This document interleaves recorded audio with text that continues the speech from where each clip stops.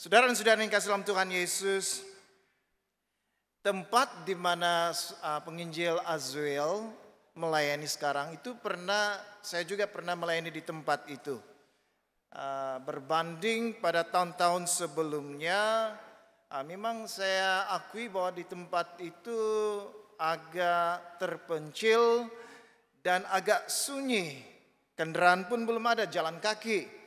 Pernah juga suatu waktu saya hampir mengambil keputusan untuk melarikan diri daripada pelayanan.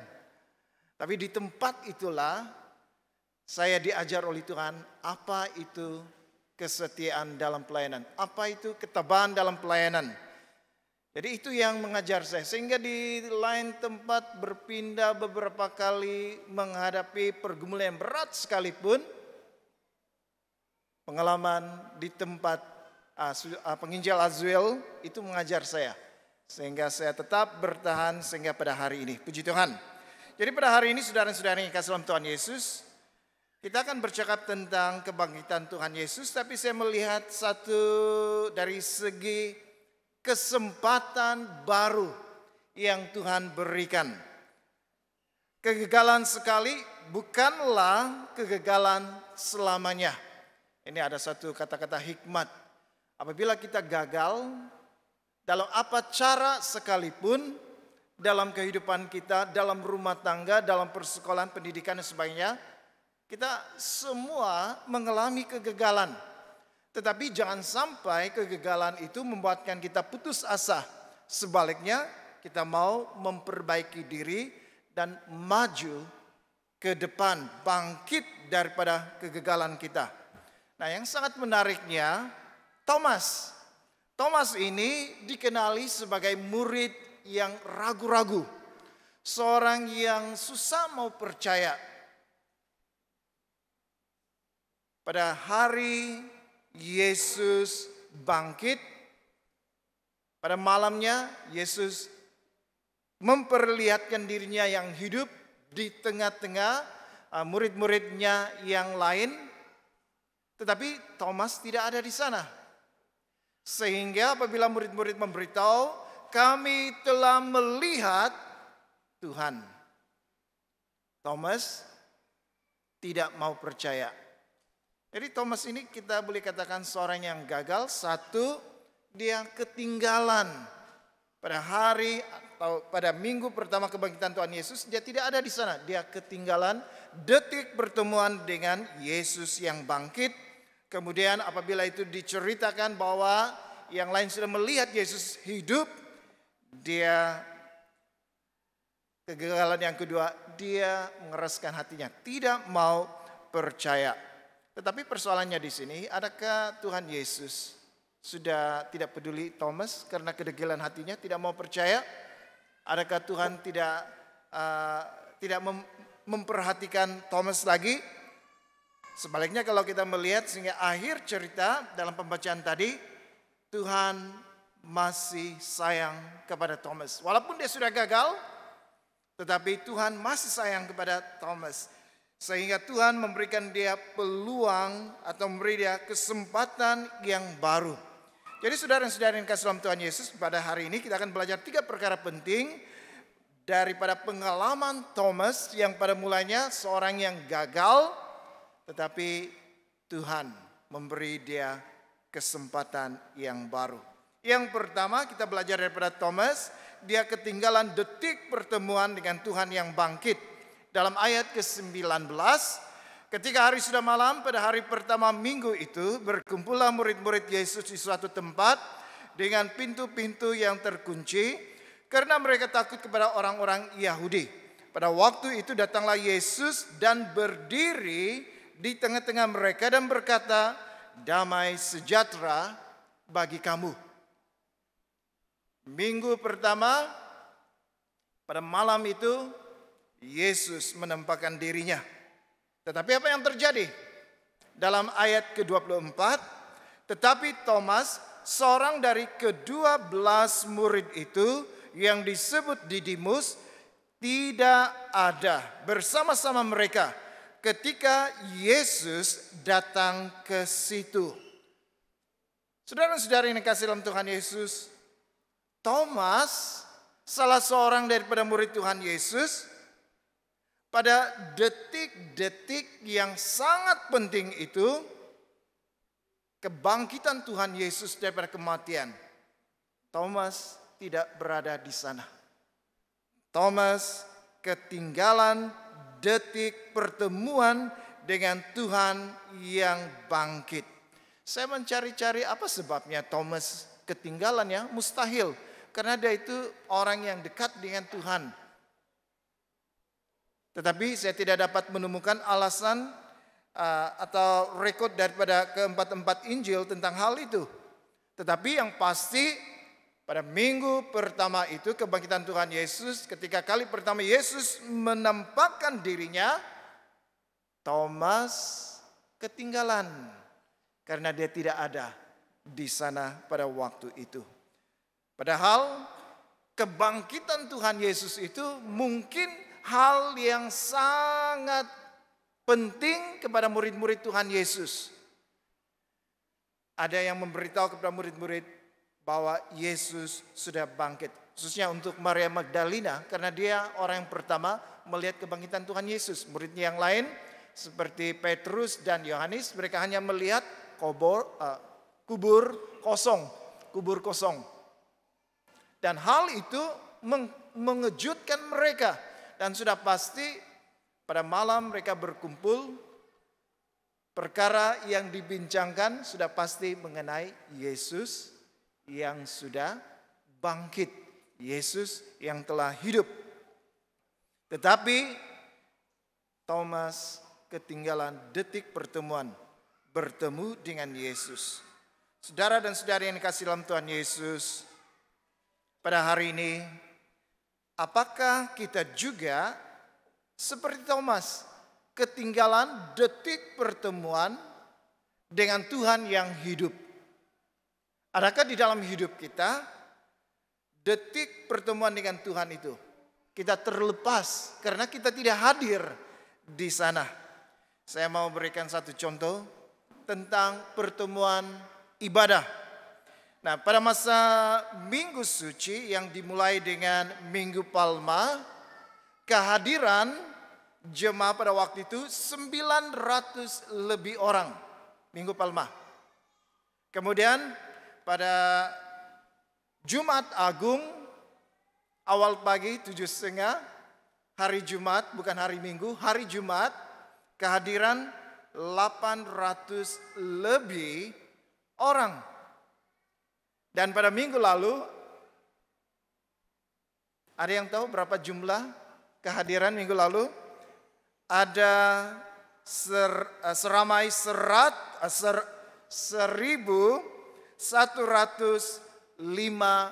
orang. Saudara-saudara yang kasih dalam Tuhan Yesus, ini angka kehadiran yang agak tinggi pada tahun ini, dalam tahun ini. Sehingga minggu lalu 1.105 orang. Sangat menggalakkan. Dan saya sendiri secara pribadi, wow, luar biasa kehadiran jemaah. Tetapi saya berpikir semula, adakah peningkatan ini yang berbeza dengan minggu-minggu sebelumnya? Karena minggu-minggu sebelumnya itu kebaktian biasa. Tetapi pada musim Minggu Suci, ini peristiwa-peristiwa yang penting. Jumat Agung, Paskah memperingatkan kita tentang kebangkitan Tuhan.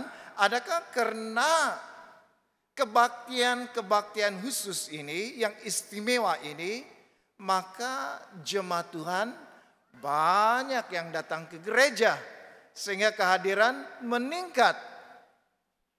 Bagaimana pula kalau minggu biasa seperti minggu ini?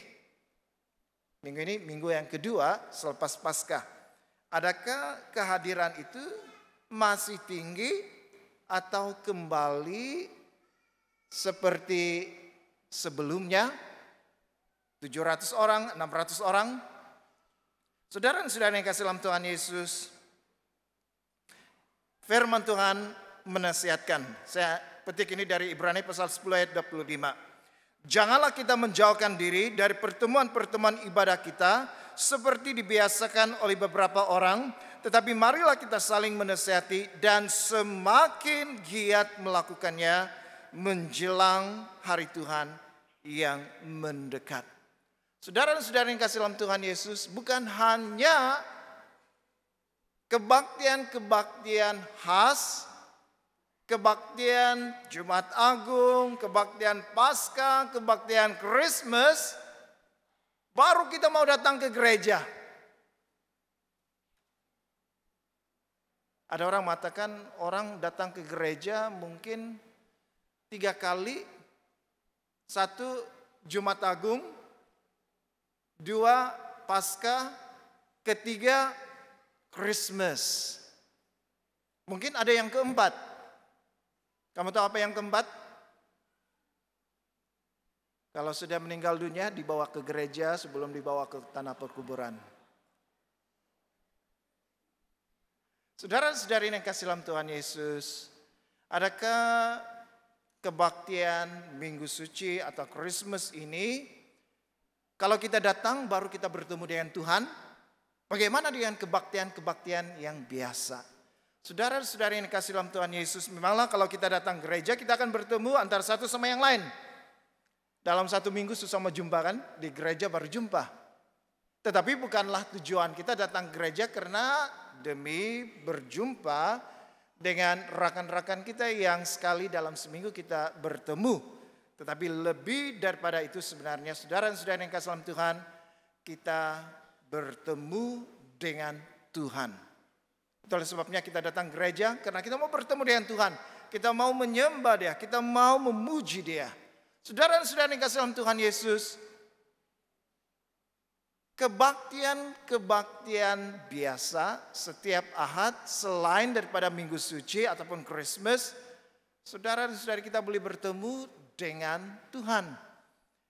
Pertemuan kita dengan Tuhan itu tidak ditentukan semada itu Jumat Agung, Paskah, ataupun Christmas, tetapi itu ditentukan sikap hati kita. Apabila kita datang gereja, kita tanamkan dalam pikiran hati kita, saya mau bertemu dengan Tuhan. Dalam kebaktian hari Minggu, kita boleh bertemu dengan Tuhan. Firman Tuhan mengatakan, janganlah kita menjauhkan diri daripada pertemuan-pertemuan ibadah. Seperti dibiasakan. Ada orang yang membiasakan diri, tidak mau datang kebaktian-kebaktian biasa, hanya Jumat Agung, Paskah, Christmas. 3 kali saja. Campur yang keempat itulah. Sebenarnya hari-hari biasa kita boleh bertemu dengan Tuhan. Jadi saya mendorong saudara dan saudari yang kasih dalam Tuhan Yesus, jangan kita ketinggalan detik pertemuan dengan Tuhan yang kita boleh alami sebenarnya dalam pertemuan-pertemuan ibadah kita. Misalnya dalam kebaktian Ahad setiap minggu. Hal yang kedua yang kita boleh pelajari daripada Thomas, dia ini tidak percaya kepada Tuhan yang sudah bangkit. Dalam ayat ke-25, maka kata murid-murid yang lain itu kepadanya, kami telah melihat Tuhan. Tetapi Thomas berkata kepada mereka, sebelum aku melihat bekas paku pada tangannya, dan sebelum aku mencucukkan jariku ke dalam bekas paku itu, dan mencucukkan tanganku ke dalam lambungnya, sekali-kali aku tidak percaya. Kalau kita melihat di sini betapa degilnya, betapa kerasnya hati Thomas. Dikatakan bahwa murid-murid yang lain yang sudah menyaksikan pada minggu pertama Yesus bangkit. Mereka mengatakan kepada Thomas, kami telah melihat Tuhan. Ada berapa orang murid Tuhan Yesus waktu itu? Selain Thomas ada 10, termasuk Thomas 11, yang satu sudah meninggal dunia, bunuh diri. Ada 10 murid yang lain selain Thomas yang melihat Yesus bangkit. Dalam perjanjian lama 2 atau 3 orang saksi apabila memberi keterangan, keterangan itu boleh diterima pakai. Keterangan itu boleh dipercayai. Tetapi yang menyaksikan kebangkitan Tuhan Yesus ini 10 orang murid Yesus. Belum termasuk Maria Magdalena dan yang lain-lain. Mereka melihat Yesus yang sudah bangkit.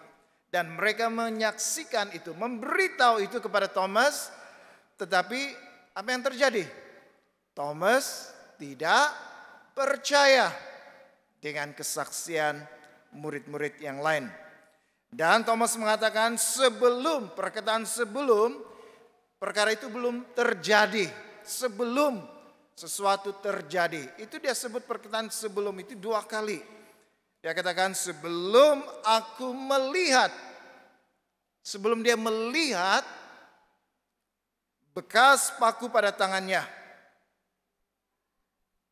Sebelum yang kedua dia mengatakan sebelum aku mencucukkan jariku ke dalam bekas paku itu dan mencucukkan tanganku ke dalam lambungnya. Dan arti kata yang lain, sebelum dia melihat Yesus ada di depan matanya, dia tidak mau percaya. Dan dia menegaskan itu lagi, sekali-kali, perkataan sekali-kali itu tegas ya, sekali-kali aku tidak akan percaya. Jadi saudara-saudara yang kasih dalam Tuhan Yesus, ini Thomas. Seorang murid yang dikenali sebagai seorang yang ragu-ragu. Apabila dia ragu-ragu, orang-orang murid-murid memberitahu tentang mereka sudah melihat Yesus bangkit, dia tidak mau percaya. Bagi Thomas, sebelum dia melihat Yesus yang hidup, dia tidak mau percaya. Saudara-saudara yang kasih dalam Tuhan Yesus, iman orang Kristen berkata yang sebaliknya. Kalau Thomas, saya melihat, saya percaya. Tetapi apa yang diajar kepada orang Kristen, tanpa melihat, tetap percaya. Kira-kiranya kita ini di bagian mana ya? Saya melihat baru saya percaya, atau saya tidak melihat tetapi saya percaya. Coba pikirkan, Anda berada di mana? Sama dengan Thomas? Melihat dulu baru saya percaya, atau tidak melihat namun saya percaya? Ibrani pasal 11 ayat 1 mengatakan, iman adalah dasar dari segala sesuatu yang kita harapkan. Harapkan, sesuatu yang kita harapkan. Siapa yang mengharapkan di sini mau masuk surga? Angkat tangan.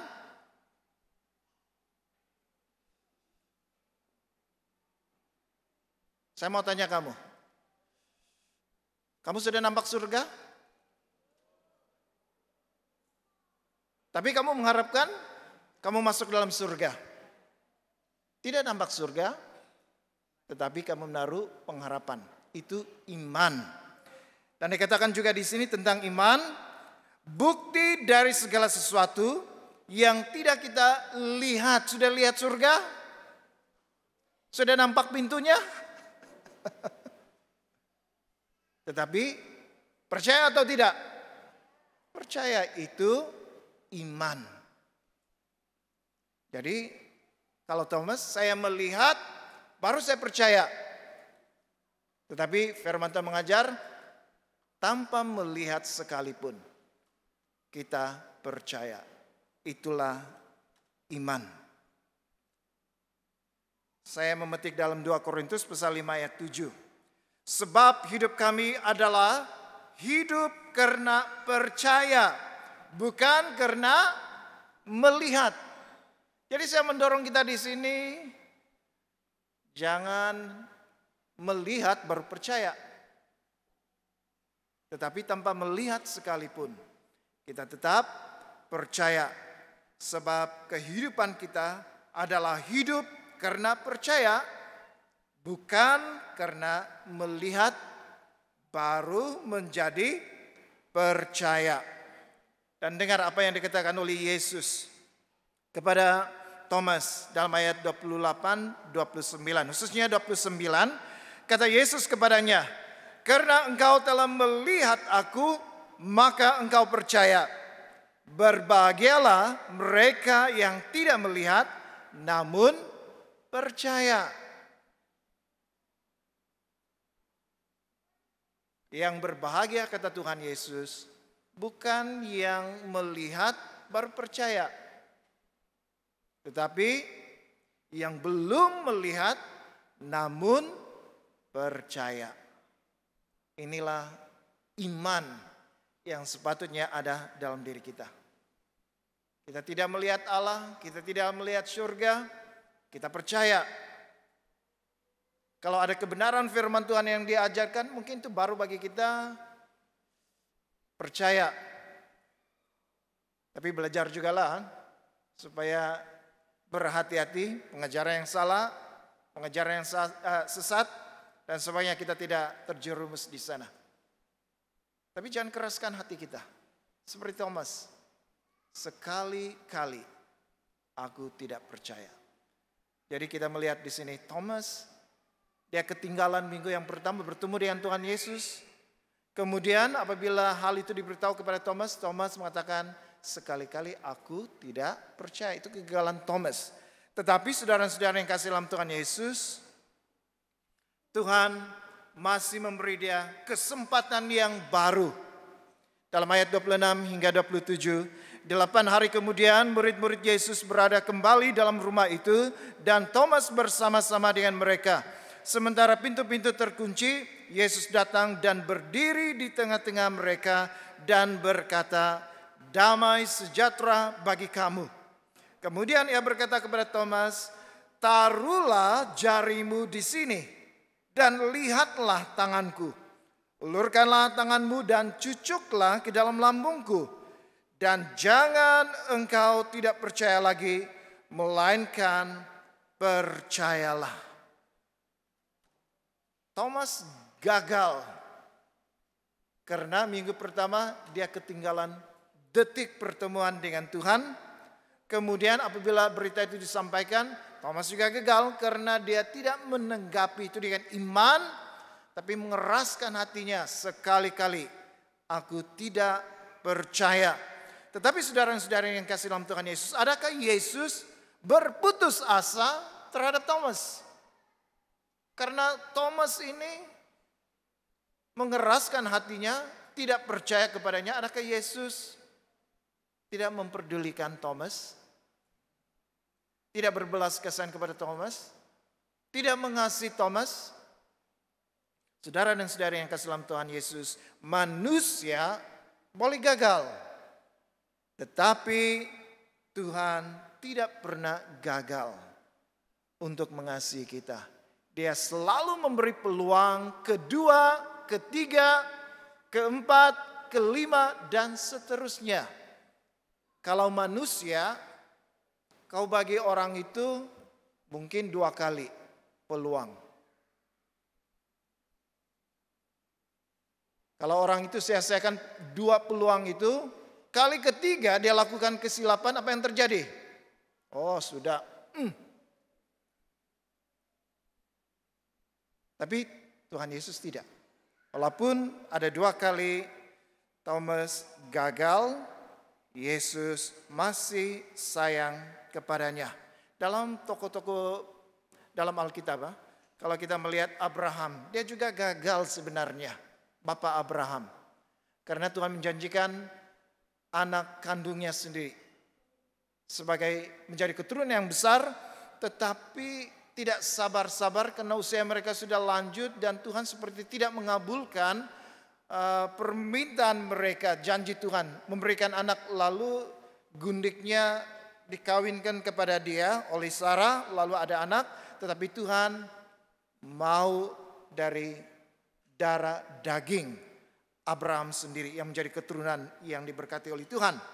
Dalam hal itu Abraham gagal. Musa seorang yang dipanggil oleh Tuhan untuk membawa keluar bangsa Israel keluar dari Mesir menuju ke tanah Kanaan. Tetapi Musa yang memimpin ini tidak dapat masuk ke tanah Kanaan. Musa sendiri gagal masuk ke tanah Kanaan dan mewarisi tanah Kanaan. Kenapa? Karena ada satu peristiwa ketika Allah menyuruh Musa untuk memukul batu sehingga air keluar. Musa pukul dengan 3 kali, kalau saya tidak silap. 3 kali pukulnya dengan kemarahan kepada bangsa Israel yang suka bersungut-sungut. Tetapi Tuhan melihat hal itu serius sehingga Musa sendiri gagal masuk ke tanah perjanjian.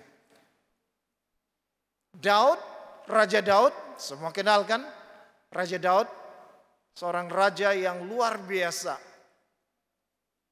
Tetapi gagal karena dia pernah berzina dengan istri orang lain dan suaminya dibunuh. Pernah gagal.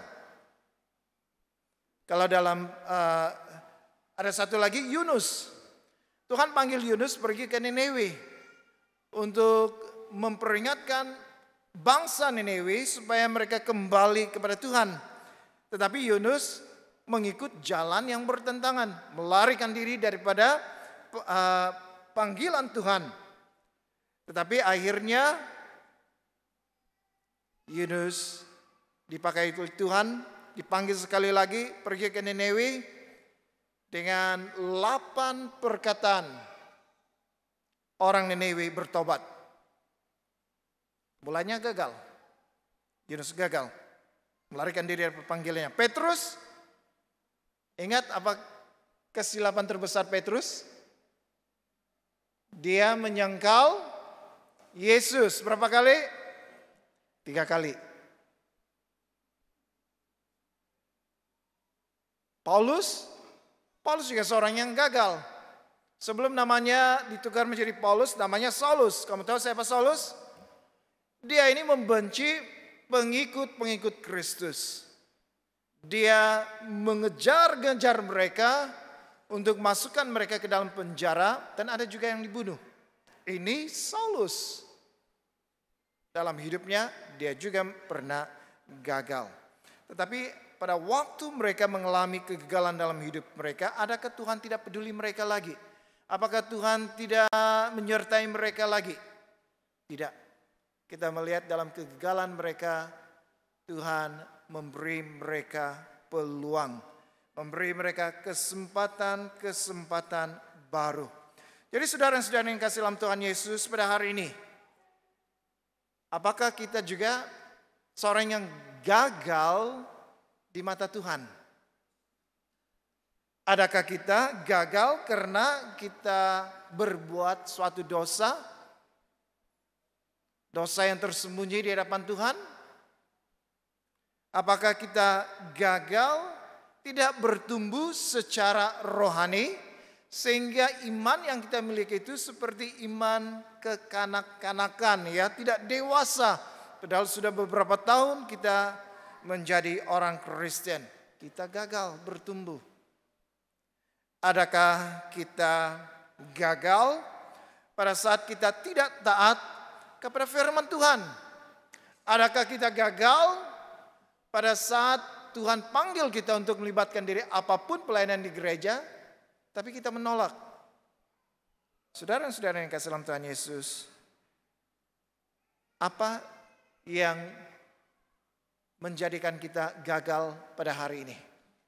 Tanya diri sendiri, apakah kegagalan saya di hadapan Tuhan? Dari sudut apa, aspek apa yang menjadi perkara atau bagian dalam hidup saya yang saya lihat itu gagal di mata Tuhan? Berita baiknya saudara-saudara yang kasih dalam Tuhan Yesus, kalau Yesus yang melihat Thomas gagal 2 kali, Tetapi Yesus pada minggu berikutnya memberi peluang, memberi kesempatan yang baru untuk menyatakan dirinya yang hidup di hadapan Thomas. Sehingga Thomas mengatakan, "Ya Tuhanku, ya Allahku." Tuhan juga dapat memberikan kita peluang, kesempatan yang baru untuk bangkit daripada kegagalan dalam hidup kita. Tetapi kalau kita sudah gagal, maksudnya kalau kita sudah jatuh dalam dosa, jangan berdiam dalam lumpur dosa. Kita harus bangkit. Kalau kamu menyesal, tapi tetap berada di sana, tidak mau bertobat, tidak mau kembali kepada Tuhan, tidak mau meninggalkan perbuatan dosa, saudara dan saudara yang kasih dalam Tuhan Yesus, walaupun Tuhan memberi peluang, tetapi kalau daripada kita tidak memberi respon terhadap anugerah Tuhan yang memberi kita peluang, kesempatan yang baru, kita sendiri yang tidak mau berubah, saudara dan saudara yang kasih dalam Tuhan Yesus, untuk selamanya kita tetap menjadi orang yang gagal dalam hidup kita. Petrus, betul dia gagal, 3 kali menyenggal Tuhan Yesus. Tetapi Yesus memulihkan dia, sehingga dia menjadi seorang yang hamba Tuhan yang luar biasa. Dia berkhotbah, ada kira-kira 3.000 orang, jiwa orang yang bertobat, menjadi percaya. Ini Petrus.